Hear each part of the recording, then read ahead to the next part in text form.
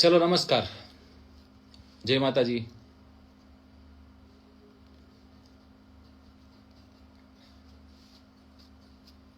કેમ છો બધા?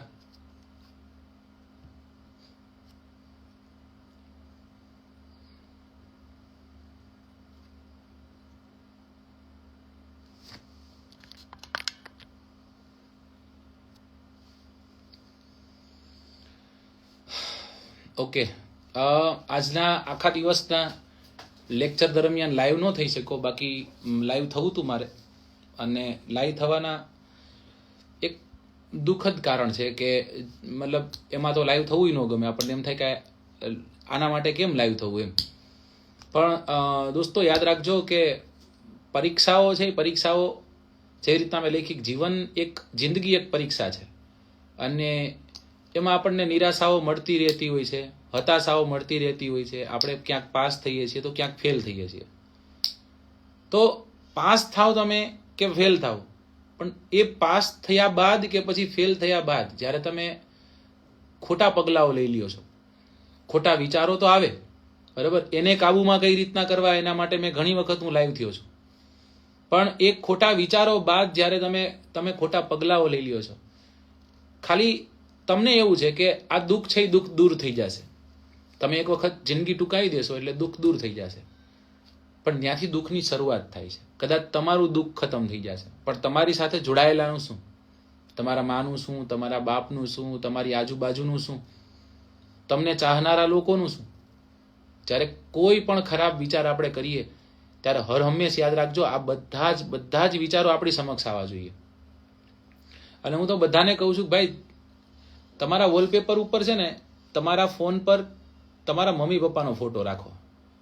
તમે જેને ખૂબ ચાહો છો એનો ફોટો રાખો, જેથી કરીને નેગેટિવ વિચાર આવે ને તમે એ ફોનને જોવો છો, એ ફોટાને જોવો છો ને, ત્યાંથી ઘણીવાર એવું બનતું હોય છે કે તમે નક્કી કરી લીધું હોય છે કાંઈક ખરાબ પગલાં ભરવાનું, તમારી સામે તમારો માનો તમારા બાપનો ફોટો આવે અને અંતે આપણે ત્યાંથી બહાર નીકળી જતા હોય છે. હીરોનો ફોટો રાખો, હિરોઈનનો ફોટો રાખો, કોઈ સારા દ્રશ્યોનો ફોટો રાખો, એની જગ્યાએ મા બાપનો ફોટો રાખો. એની જગ્યાએ જો કદાચ તમારે સંતાન છે તો એ સંતાનનો ફોટો રાખો, તમારા પર્સમાં એનો ફોટો રાખો. અને એક જ વસ્તુ યાદ રાખવાની કે વિચાર જ્યારે નબળો આવે ત્યારે એ ફોટાની સામે જોવાનું છે અને 2 કે 3 પ્રશ્ન કરવાના છે, બરાબર. પહેલો પ્રશ્ન એ છે કે હું કદાચ આવું પગલું ભરી લઈશ તો મેં આમને શું દીધું? રાઈટ, મેં એમને કાંઈ કરી દીધું? મેં એમને કાંઈ સારું આપ્યું?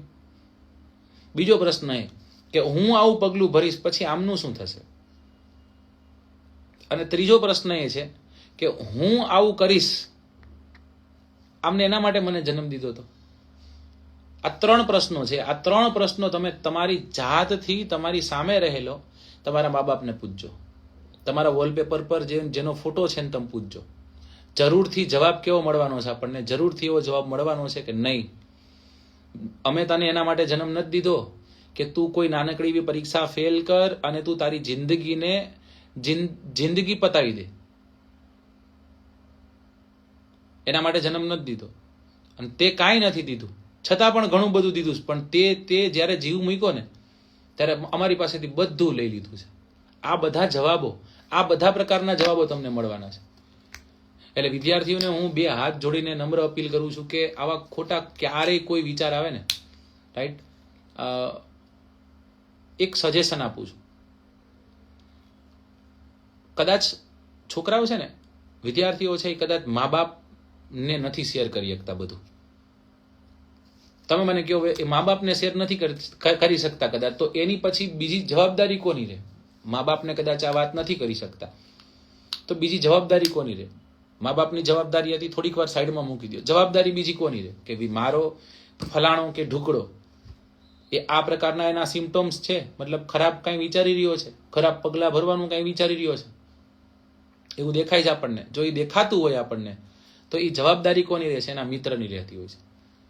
દોસ્તો, મિત્ર એને જ કે ને કે ખભે હાથ રાખીને એમ કે ભાઈ, અરે આવી નાની વાતમાં થોડુંક મૂંઝાવાનું હોય, ચિંતા ન કરતો. બહુ મોટો રોલ પ્લે કરતો હોય છે મિત્ર. અને એવો જ મિત્ર રાખો દોસ્તો કે જે તમને તમારા ખરાબ સમય દરમિયાન તમને મદદ કરી શકે. રાઈટ. આર્થિક કદાચ ન કરી શકે તો માનસિક મદદ કરી શકે ને એવો મિત્ર રાખવાનો હંમેશા. મિત્ર તમને માનસિક મદદ કરી શકવો જોઈએ. તમારા ખભે હાથ રાખીને કહી શકવો જોઈએ, પેલા આ નાનકડી પરીક્ષા છે, આમાં તો હું 2 વાર ફેલ થયો, અરે હું ફેલ થયો તું તો થાય જ નહીં, એમ કરીને રમૂજ કરીને તે વ્યક્તિને ત્યાંથી બહાર કાઢવાનો પ્રયત્ન કરે. સાથે મળીને આપણે કંઈક એવું કરશું, તું જો. આવું બધું થઈ શકે. આજે ખૂબ દુઃખ થયું, ખૂબ જ દુઃખ થયું આ સમાચાર સાંભળીને. અને ખાલી આટલું જ નહીં, હું એમ કહું છું કે અમે બોર્ડિંગમાં જ્યારે બોર્ડિંગમાં ભણતા ને ત્યારે અમારો એક જુનિયર હતો, અને આ લગભગ 4 કે 5 વર્ષ પહેલા જે કોન્સ્ટેબલની પરીક્ષા હતી, કોન્સ્ટેબલની પરીક્ષા એને ફેલ કરી, અને કોન્સ્ટેબલની પરીક્ષા ફેલ કરી અને એને આવી જ રીતના સુસાઇડ કરી લીધું હતું.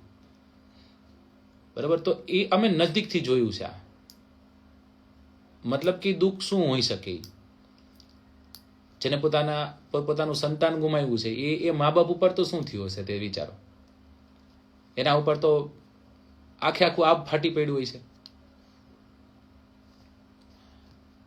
અત્યારે નાના નાના સંતાનો, કદાચ તમારે ત્યાં સંતાન હોય, તમારી આજુબાજુ સંતાન હોય, કેવું સરસ રીતના મા બાપ એને ફીડ કરતા હોય છે, એને જમાડતા હોય છે. બાળક ધ્યાન ન દે તો એની પાછળ રચ્યા પચ્યા રહે છે.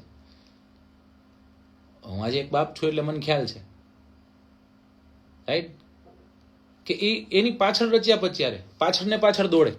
શું કામ દોડે? કે એને ખવડાવીએ આપણે, બરોબર, એને આપણે જમાડીએ. બાળક નથી જમતું, પરાણે જમાડે. બાળક એક દિવસમાં અસંખ્ય વખત, આપને ખ્યાલ હશે કે વોશરૂમ મતલબ કે પેશાબ કરતું હશે, બાળક છે એ ટોયલેટ કરતું હશે.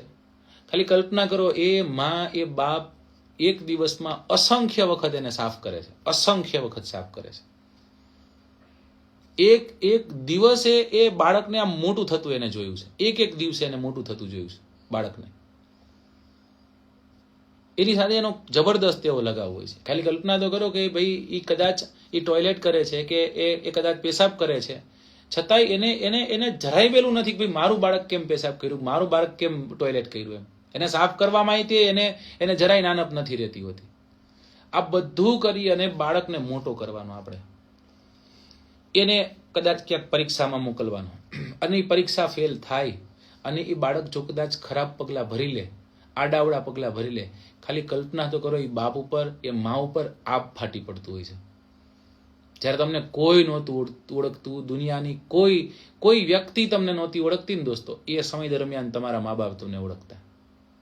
2 મિનિટમાં આપણે ભૂલી જવાનું, 2 જ મિનિટમાં બધી વસ્તુને ભૂલી અને મોતને વાલું કરી લેવાનું. દરેક પરીક્ષાઓ, હું એમ કહું છું, ઘણી વખત હું તમારી સામે આવીને કીધું છે, પરીક્ષાથી તમારી જિંદગીની શરૂઆત પરીક્ષાથી થઈ, અને મનુષ્ય જ્યારે મૃત્યુ પામે ને ત્યારે પરીક્ષા જ હોય છે. એટલે પરીક્ષા એક યાદ રાખજો, મગજમાં ચડાવી દેજો કે પરીક્ષા મનુષ્ય સાથે એ જન્મે છે ત્યારથી એ મૃત્યુ પામે ત્યાં સુધી સાથે છે પરીક્ષા. તમે કોઈ જગ્યા પર ક્લાસમાં જવાના હોય, ક્લાસનો સમય 10 વાગ્યાનો હોય, 10 વાગ્યા પહેલા તમારે 20 કિલોમીટર દૂર રહેતા હોય, તમારે જાગવાનું, તમારે તૈયાર થવાનું, તૈયાર થઈને બસ પકડવાની, બસ જો ચૂકી ગયા પરીક્ષા ફેલ. બસ પકડી લીધી ગમે એમ કરીને, બરાબર, અને ત્યાં પહોંચી ગયા, હવે ક્લાસમાં પહોંચતા પહેલા 10 મિનિટ પહેલા શિક્ષક આવી ગયા છે, પરીક્ષા ફેલ. તમે અંદર બેઠા, તમે તમારી પેન ભૂલી ગયા, પરીક્ષા ફેલ. તમને શિક્ષક ભણાવી રહ્યો છે ને તમારું ધ્યાન 2 મિનિટ પૂરતું આડું વયું ગયું, પરીક્ષા ફેલ. ખાલી વિચારો કરો, દિવસમાં તમે કેટલી વખત પરીક્ષા ફેલ કરો છો, કેટલી વાર પરીક્ષા ફેલ કરો. અસંખ્ય વખત તમે પરીક્ષા ફેલ કરો છો, અસંખ્ય વાર તમે પરીક્ષાઓ ફેલ કરો છો. અને કોઈ એવી પરીક્ષા આવી અને તમે ડિપ્રેશનમાં વયા ગયા, અને તમે ખોટું પગલું કેમ લઈ શકો કયો? રાઈટ. જિંદગી પરીક્ષાઓથી ઘેરાયેલી છે. તમને શું લાગે છે? તમે ચલો આપણે પ્રેક્ટિકલ બની જઈએ કે તમે કદાચ પરીક્ષા પાસ કરી નાખી, ફોર એક્ઝામ્પલ, તો કોન્સ્ટેબલ બની ગયા એટલે જિંદગી જીવાઈ ગઈ આખી. પીએસઆઈ બની ગયા, ચલો તમને પીઆઈ બનાવી દીધા, પીઆઈ બની ગયા એટલે જિંદગી જીવાઈ ગઈ. પીઆઈ બનશો પછી તો ક્ષણે પડે ડગલે પગલે પરીક્ષાઓ આવશે. એ પરીક્ષાઓને કઈ રીતના પછી તો તમે હરાવશો? એ પરીક્ષામાં કઈ રીતના તમે જીત હાસિલ કરશો? એ પરીક્ષામાં કદાચ તમે ફેલ થાવ તો કઈ રીતના તમે એને ટેકલ કરશો? રાઈટ.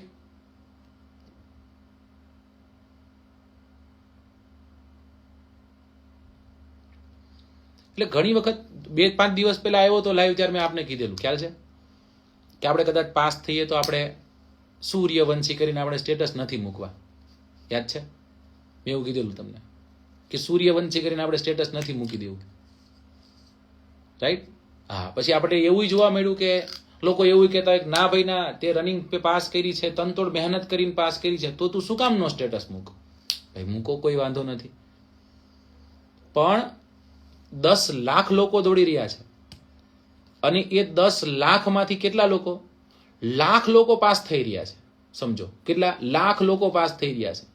હવે એ લાખમાંથી 12,000 આવવાનું છે. ન્યા આવી જા ને ત્યારે તને મજા આવે તું કરીએ, બરાબર? બાકી લાખ લોકો પાસ થઈ રહ્યા છે. સમજો કે તું એક નહીં, ગુજરાતમાં એવા લાખ લોકો હતા કે જે પાસ થઈ ગયા, અને બીજા અસંખ્ય લોકો એવા હતા કદાચ મહેનત સારી હતી ને ફેલ થઈ ગયા કદાચ. એટલે ફિઝિકલ પરીક્ષા પાસ થઈ, અને હું તો મારા વિદ્યાર્થીઓ છે, મને માનનારો વર્ગ છે, અને ચોક્કસ ના પાડું છું કે પરીક્ષા પાસ કરી અને આપણે સ્ટેટસ મૂકવાના થતા નથી. બીજા ભલે મૂકે, કોઈ વાંધો નહીં, આપણે કોઈનો વિરોધ નથી. જેને જે મજા આવી કરે. 2 દિવસ પહેલા 3 દિવસ પહેલા લાઈવ થયો તો યાદ કરો, મેં આપને વાત આજ કરેલી કે તમે મગજમાં એવું લઈને ન જતા કે હું ફેલ થઈશ તો મારા બાપનું શું, મારી માનું શું, માને યાદ કરીને, બાપને યાદ કરીને છેલ્લે દિવસે દોડી નાખજો. આવું નથી હોતું, આવું નથી થતું. કેમ કે સતત 25 મિનિટ તમે તમારા બાપનો ચહેરો મગજમાં નથી લાવી શકતા. સતત 25 મિનિટ માનો ચહેરો મગજમાં નથી લાવી શકતા. અને કદાચ લાવો છો તો એ તમે એક પ્રકારના ભાવમાં વહી જાઓ છો. અને ત્યારે 2 વસ્તુઓ, તમારું મગજ છે ને 2 જગ્યા પર તમારી સાથે ફાઇટ કરી રહ્યું છે. એક ફિઝિકલી અને એક મેન્ટલી.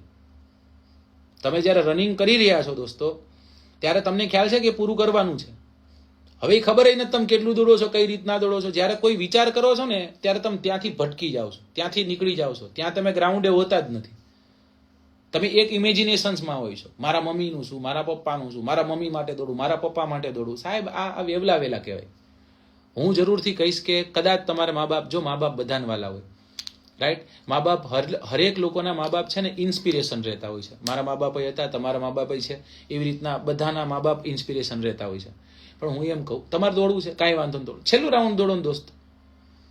કારણ કે છેલ્લા રાઉન્ડમાં આપણી પાસે સમય ઓછો છે કે આપણે 2 મિનિટ, 1.5 મિનિટ આપણે આપણી રીતના જે છેલ્લી સ્પ્રિન્ટ મારવી છે, એ 1.5 મિનિટ પૂરતા કદાચ તમે એને વિચાર કરો છો ને તો એ ભેગું નથી થતું, તો એ ભટકાતું નથી. ત્યારે અમુકનો ઉત્સાહ હોય છે. અને કયો ઉત્સાહ તમને કહું, એક ગ્રાઉન્ડ પૂરું થવા આવ્યું છે, એ નજીક છે એટલા માટે. અને પછી તમે તમારા મા બાપને યાદ કર્યા. એટલે કદાચ તમારે યાદે કરવા છે ને તો છેલ્લા રાઉન્ડમાં જ્યારે તમે સ્પ્રિન્ટ મારતા હોય ને ત્યારે યાદ કરજો. ત્યારે લગાવી દેજો જોર, તમારે જેટલું લગાવવું હોય ને એટલું. પણ શરૂઆતથી તમે તમારા મા બાપને યાદ કરીને દોડવાનું ચાલુ કરશો, બરાબર? માતાજીને યાદ કરીને દોડવાનું ચાલુ કરશો. માતાજીનું એક વખત નામ લેવાનું હોય. માતાજી ભેગી જ હોય જો આપણે મહેનત કરી હોય તો. સમજો, તમારે 30 મિનિટમાં પતતું હોય ને તમને માતાજીને એમ કહો કે માતાજી પાસ કરો. આ માતાજી એમ કે ને કે ભાઈ તું લાયક છો, તને પાસ કરવું એમ, બરાબર? આપણે કદાચ 2 હાથ જોડીને માગો માતાજી પાસે, એક વસ્તુ માગો, જે થાય સારું થાય એવું કરજે.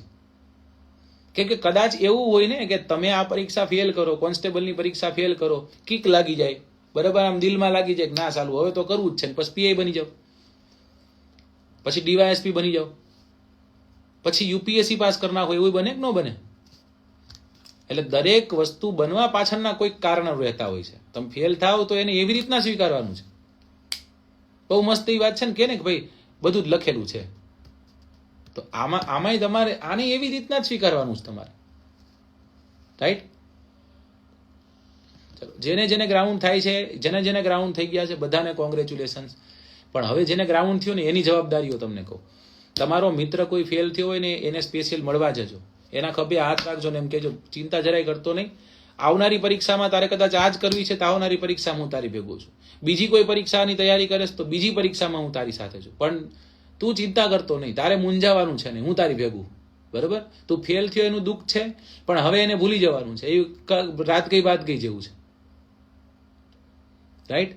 થાય તોય ઠીક છે, નો થાય તોય ઠીક છે. યાદ રાખજો, હું મારી વાત કરું છું, મારા માટે તમે પાસ થાવ તોય હતા એના એ જ છો, અને ફેલ થાવ તોય હતા એનો એ જ છો. હું તમારા દિલમાં કે કદાચ તમારા ફેમિલીમાં ક્યાંય ન થાવતો, છતાંય હું એમ કહું છું કે તમે મારા માટે એ છો. તો તમે એક વખત તમારા મા બાપનું વિચારજો. અને જ્યારે પરીક્ષા દેવા જાઓ, મમ્મી પપ્પાને ફોન કરીને જજો, મમ્મી હું પરીક્ષા દેવા જાઉં છું, આ પરીક્ષા જો કદાચ હું ફેલ કરું તો મારે શું કરવાનું? ઈ એમ કે બેટા તો પછી છે ને કામ કરવાનું, તારે છે ને તારે જિંદગી ટૂંકાઈ દેવાની, તો ટૂંકાઈ દેજો. સમજાઈ ગયું? મમ્મી પપ્પાને ફોન કરીને જ જાઓ, બરાબર.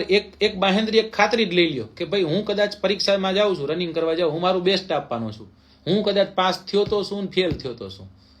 જવાબ એટલો જ હશે કે બેટા પાસ થાને તો સારું, અને ફેલ થાને તો કોઈ વાંધો છે નહીં, બરાબર ને? તો તમ તાર તનતોડ મહેનત કરીને પછી ક્યારેક પાસ થશું. કદાચ હાવ પાસ ન થાય ને બેટા, તો તું નાનો હતો, જન્મો મોટો થયો ને ત્યાં સુધી અમારી એવી કોઈ આશાઓ તો હતી નહીં કે તું અમને સોનું લાવી દઈશ, તું અમને ચાંદી લાવી દઈશ, તું અમને ગાડી લાવી દે, બરાબર. તું અમારા માટે જે હતો એનો એ જ રહેવાનો છે, એમાં કોઈ જાતના ચેન્જીસ થવાના નથી. એટલે હું તમામ જેટલા વિદ્યાર્થીઓ જોડાયેલા છો બધા વિદ્યાર્થીઓને એક જરૂરથી અરજ કરું છું કે આપણી જવાબદારી છે આપણી આજુબાજુમાં જે વિદ્યાર્થીઓ તૈયારી કરી રહ્યા છે એના ખભે હાથ રાખવાની, બરાબર. એને કહેવાની કે ભાઈ ચિંતા કરવાની છે નહીં, બરાબર. હર હંમેશ એકબીજાની સાથે રહ્યો, બરાબર છે. ચલો, ગયા વખતે ગ્રાઉન્ડ પાસ થયું હતું નડિયાદમાં, પણ આ વખતે મને ઊંચાઈમાં કાઢી મૂક્યો ભરૂચવાળાએ. કૃષ્ણા એમ કહે છે કાંઈ વાંધો નહીં, હવે કાઢી નહીં ખાય એમાં કાંઈ થાય એમ છે નહીં, બીજી પરીક્ષાની તૈયારી કરશું કે જિંદગીમાં જે કરશું ને સારું કરશું. રાજકોટમાં નૈત્રી પાણીપુરી વાળો છે, 3 કરોડની દુકાનમાં પાણીપુરી વેચે છે, સમજાય છે? એટલે આપણે પાણીપુરી સાવ સામાન્ય કહીએ ને તો એ 3 કરોડની દુકાનમાં પાણીપુરી વેચે. આ મારું બેસ્ટ ઉદાહરણ છે, હું દર જગ્યા પર દેતો હોઈશ. તો એટલે મૂંઝાવાનું નથી, ચિંતા કરવાની નથી કાંઈ. ઓકે, તો ઉપાધિ કરતા નહીં. ફરી એક વખત આવી રીતના આપણે હવે લાઈવ થવાનો સિલસિલો ચાલુ રાખશું. આપણે નકારાત્મકતાથી દૂર રહેજો અને ખાસ કરીને દોસ્તો ધીરજ રાખજો, બરાબર. અત્યારે ખરાબ પગલાઓ ભરે એની પાછળનું મુખ્ય કારણ મને પૂછે તો ધીરજનો અભાવ છે. ક્યાંક આપણી પાસે આપણી ઇન્સ્ટિંગ છે એ તૂટી જાય છે, આપણી ધીરજ છે એ તૂટી જાય છે. ધીરજને તૂટવા દેવાની થતી નથી, બાકી આપમેળે બધું ખૂબ સરસ થવાનું છે, રાઈટ. એટલે ચિંતા કરતા નહીં કોઈ, બરાબર. તમારા મમ્મી પપ્પા પણ તમારી હર હંમેશ સાથે હશે, તમારા મિત્રો પણ તમારી સાથે હશે. જે કરો એ બેસ્ટ કરો, ડન. ચાલો, આવું જ તે મોટિવેશન રાખજો છેક સુધી. અને મા બાપને યાદ કરવાના કઈ રીતના છેલ્લા રાઉન્ડમાં યાદ કરવાના કે તમારો દીકરો હવે જો, બરાબર, હવે બેસ્ટ ટ્રાય કરી દેવા છે. ફેલ થાવ તોય તમારો અને પાસ થાવ તોય તમારો. હું મારા પ્રયત્ન કરીશ ખાલી. ઓકે, ચલો, બાય.